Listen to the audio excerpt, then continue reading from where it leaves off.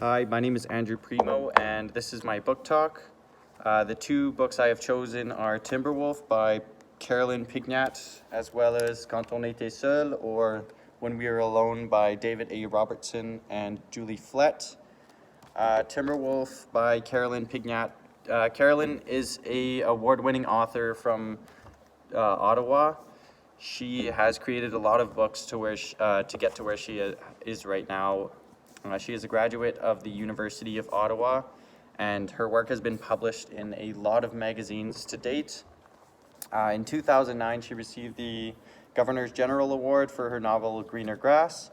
Timberwolf here is the sequel to that book. Although it's technically the sequel to the book, it does do well as a standalone. I haven't read Greener Grass, but this one, I picked it up straight away. It was very interesting, and I didn't think there was a novel before this. So getting into the book, the protagonist of the book, who we don't really know who it is at the start, it is a character who has amnesia. He doesn't know where he is, who he is. All we know is that he's alone.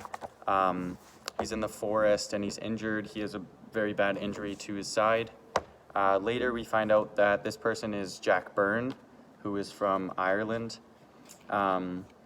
He worked for a logging company, basically chopping logs and delivering them into the city. So he wakes up in the wilderness, he's alone, he's cold. All he has is a jacket, pants, mitts, and some basic tools like a knife, which is his father's knife. And we're basically just exploring his journey through the wilderness, survival, and finding out who he is, but not just his identity, but who he is as a person through realizations of his life and morals. So although he is technically alone on this journey, he's never actually alone. He is being followed by a wolf, as one of the encounters in the book is he sees a set of golden eyes in the forest that slowly get closer and closer every night, to which he actually pets the wolf. Later in the book, the wolf does help him through certain situations where he falls through ice, or he is helping a friend who's injured and he doesn't know the way back to the camp, and the wolf helps him get there. So in this journey as well, he runs into some Algonquin hunters by technically stealing one of his traps for hunting. He stole a rabbit out of the noose, and the hunter got pretty mad, but they ended up being friends in the end. So the two Algonquin hunters are members of the Anishnaabe tribe near Ottawa. The two men named Mahingan and his grandfather Wawatie help Jack, and in the end it also helps Mahingan find out who they truly are, and it helps Jack regain his memory through learning and understanding the ways of the Anishinaabe as well as Indigenous people as a whole. Many times through the book, Jack asks Grandfather Wawatie if he knows him, where Grandfather never really gives him a direct answer because he doesn't truly know who Jack is as a person. He basically just understands what he's going through and the struggles and journey he has to go through to become a man and realize who he is as a person. He does this through a lot of patience and self-realization in the book, where he, through his indirect answers, he's trying to help him with the journey, but Jack kind of is frustrated by the answers and impatient, and he learns the patience through Mahingan, where he's just kind of following what he does in certain situations with the grandfather. So through his journey, he doesn't know who he is, and he has to own up to his past mistakes, as he does have certain flashbacks or memories from his past life that he doesn't really know how to put together, but all he knows is that he has a friend, and he did working for his logging company that I mentioned earlier, and he wanted to be kind of like a brave guy and get a lot of praise for some work that he does, but it ends up getting his friend killed in an accident because he wanted the glory for fixing something that he couldn't do because he wasn't strong enough and he didn't really have the will to do it, and his friend ends up paying the price for it, as well as through his father. His father is working, and each day his father comes back from work, he can see slowly that it's kind of getting to him and destroying him as a whole, till one day his father shows up in a cart and he's not alive anymore, which is kind of detrimental to the character, as he does have a pretty close relation to his father. But yeah, so along this path where he has to own up to his mistakes, Mahingan also, or Jack has to live with the guilt and kind of realize that, yeah, it is his fault, but what can he do to make it better? What can he do to improve upon himself?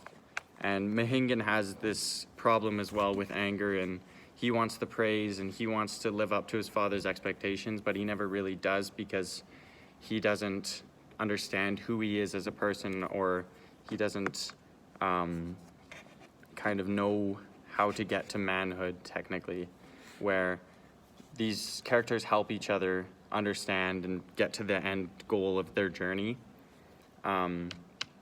Mahingan kind of is like a big contrast to Jack in the story, but through kind of analysis and the development of the story, it kind of shows how similar they really are, even though they are very culturally different and their lifestyle is very different.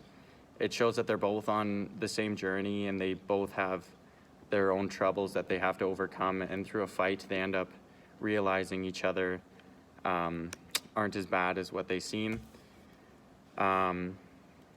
Yeah, so this book would be really good in probably a grade 6 to 8 classroom to do kind of a novel study, learning about character development, setting of a book, and probably many other different types of educational purposes.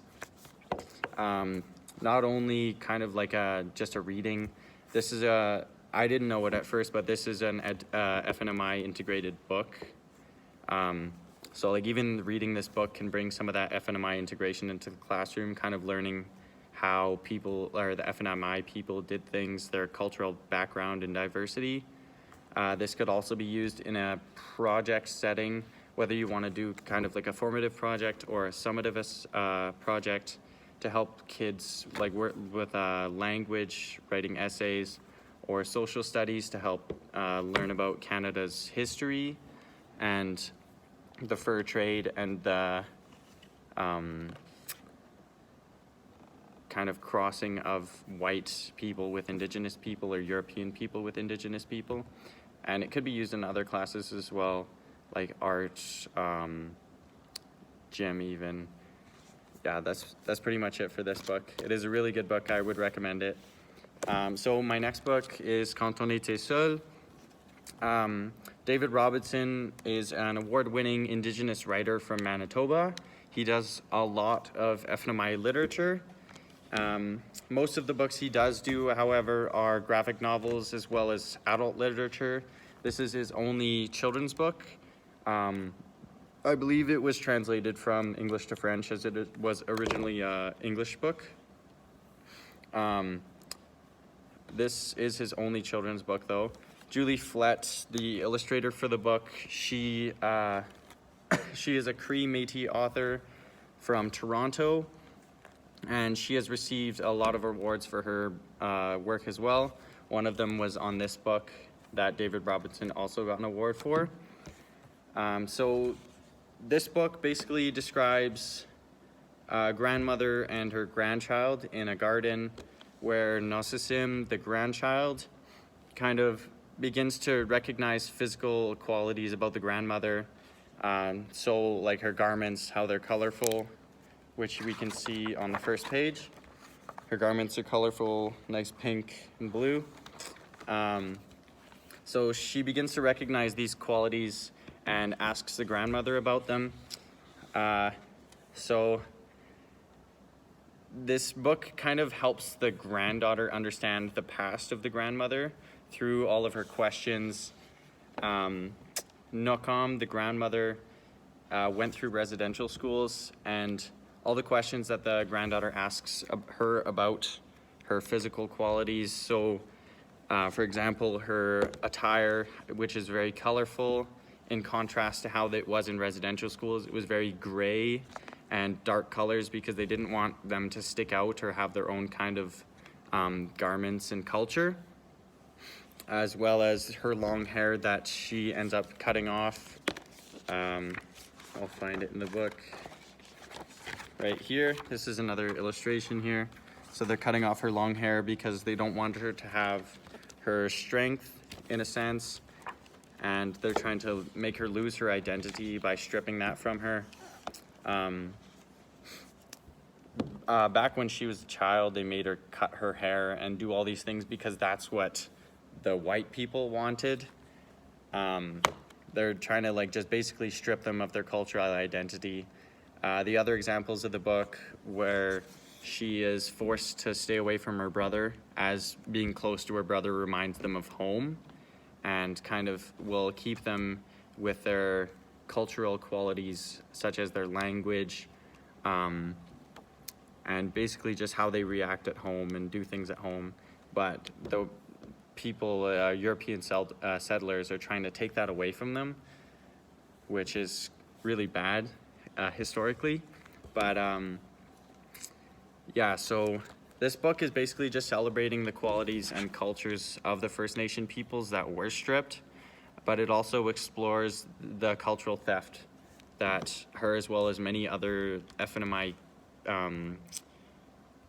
descendants, went through as a part of the residential school program. Yeah, this book would be a good book to use in an elementary school or even a middle school, kind of as a tool to educate children towards the issues of residential schools and the history of Canada, albeit it wasn't great. It is how we got to our multicultural and diverse Canada that we know now.